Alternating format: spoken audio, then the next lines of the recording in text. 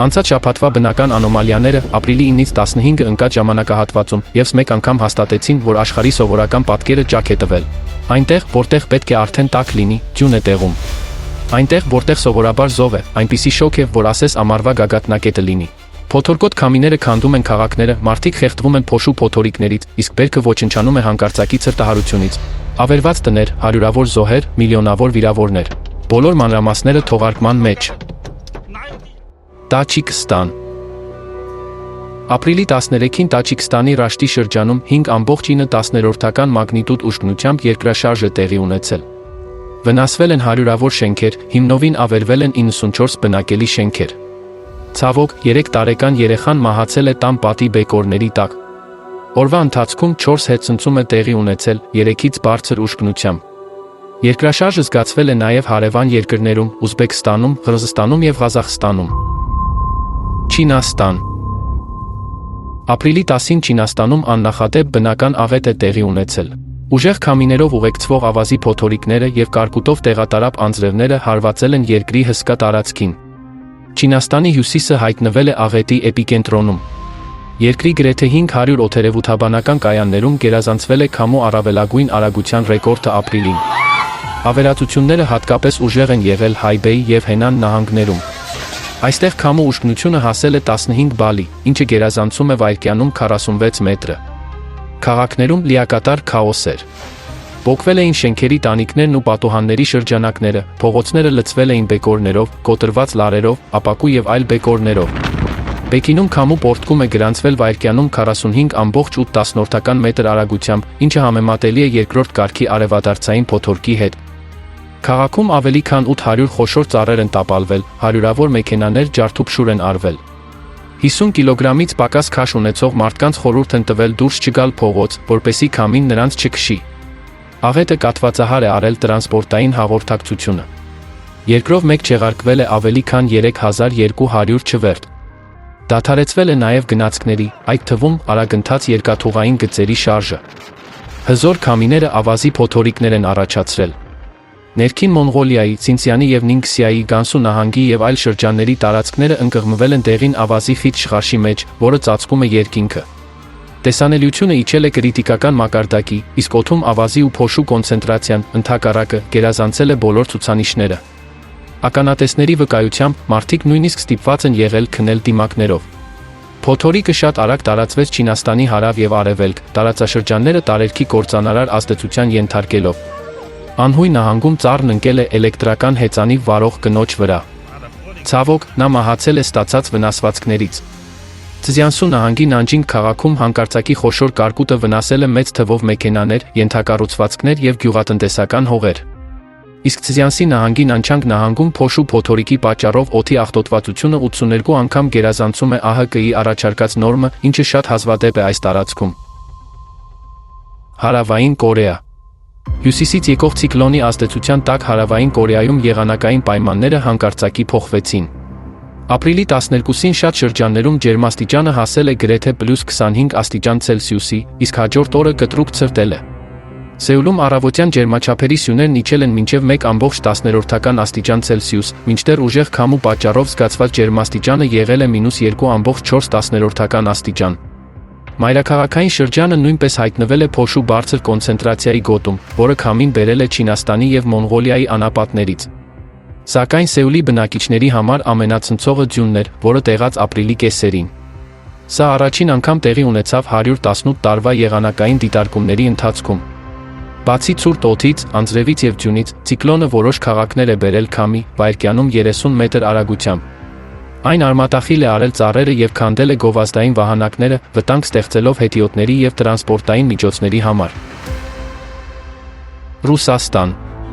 Ապրիլի 13-ին վատ եղանակը վնասել է նաև Պրիմորսկի երկրամասը։ Լազովսկի շրջանում 12 ժամում տեղացել է մինչև 44 մմ անձրև, բայց հիմնական ավերածությունները պատճառեցին փոթորկոտ քամիները, որոնց արագությունը Վլադիվոստոկում հասնում էր վայրկյանում 29 մետրի, իսկ Պետրոս Մեծի ծովածոցի հրվանդաններում վայրկյանում 39 մետրի։ Այն պոկել է տանիքները, կոտրել ցանկապատերը, տապալել ծառերը ու ճանապարհային նշանները։ Վնասվել են շենքերի ճակատները։ Շրջանի մոտ 9000 բնակիչ մնացել է առանց էլեկտրականության։ Այս տարի առաջին անգամը չէ, որ Սիբիրում ոչ սեզոնային, անոմալ շոգ եղանակ է։ Ապրիլի 12-ից ի վեր տարածաշրջանի հարավում ջերմաստիճանի բազմաթիվ ռեկորդներ են գրանցվել, մի քանիսը տասնամյակների ընթացքում առաջին անգամ։ Ապրիլի 13-ին Չեմալ գյուղում օդը տաքացել է մինչև աներևակայելի 31.7 աստիճան Ցելսիուսի, ինչը բարձր է նորմայից գրեթե 22 աստիճանով։ Դիտարկումների պատմության մեջ առաջին անգամ Սիբիրում 30 աստիճան շոգ է գրանցվել այդքան վաղ, ապրիլի առաջին կեսին։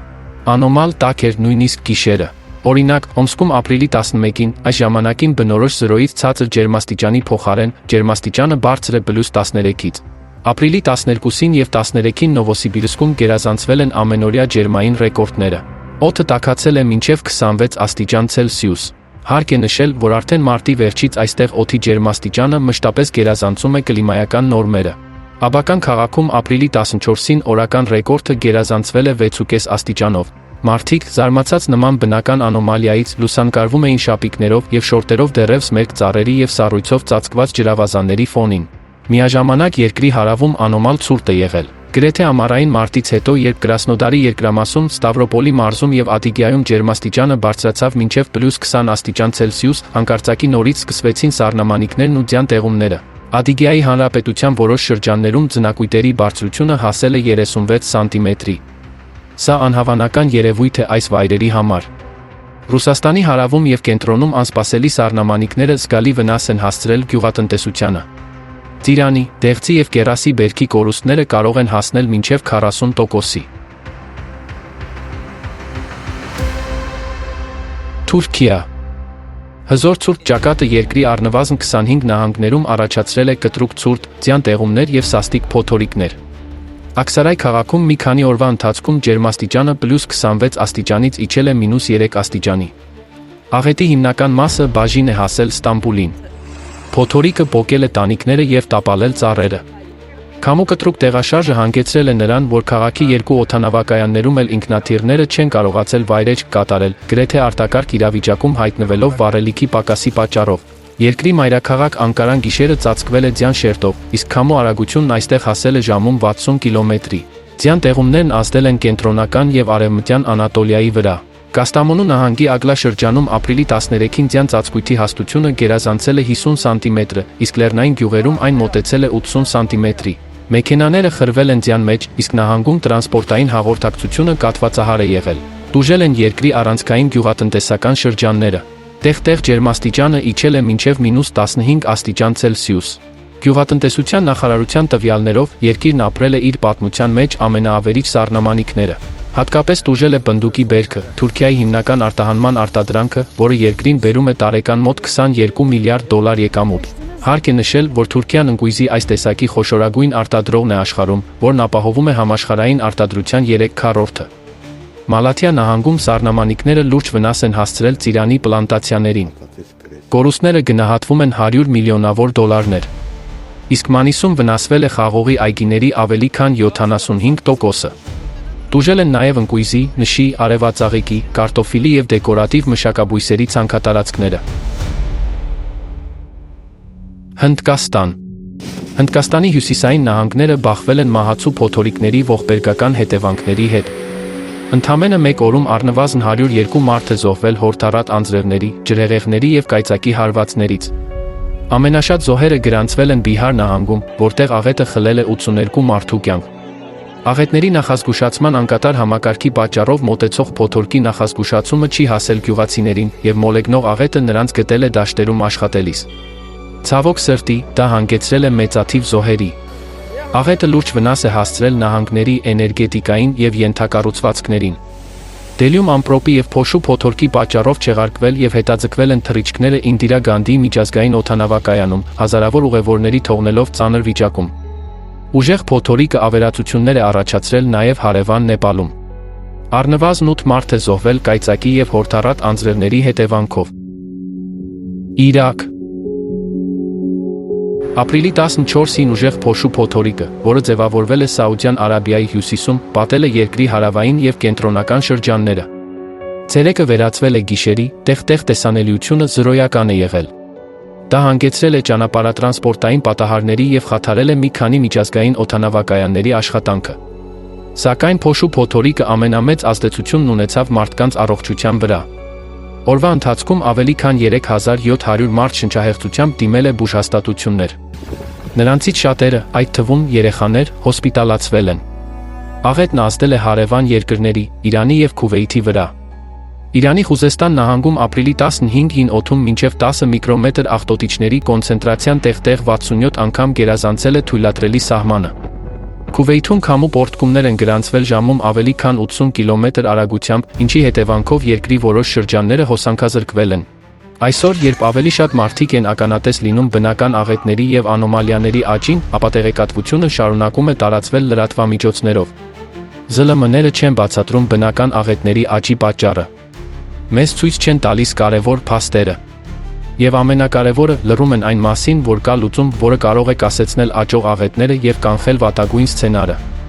Փոխարենը մեզ հանգստացնում են, ասելով, թե սա արդեն եղել է նախկինում, առայժմ ամեն ինչ նորմայի սահմաններում է և ոչ մի սարսափելի բան չի կատարվում։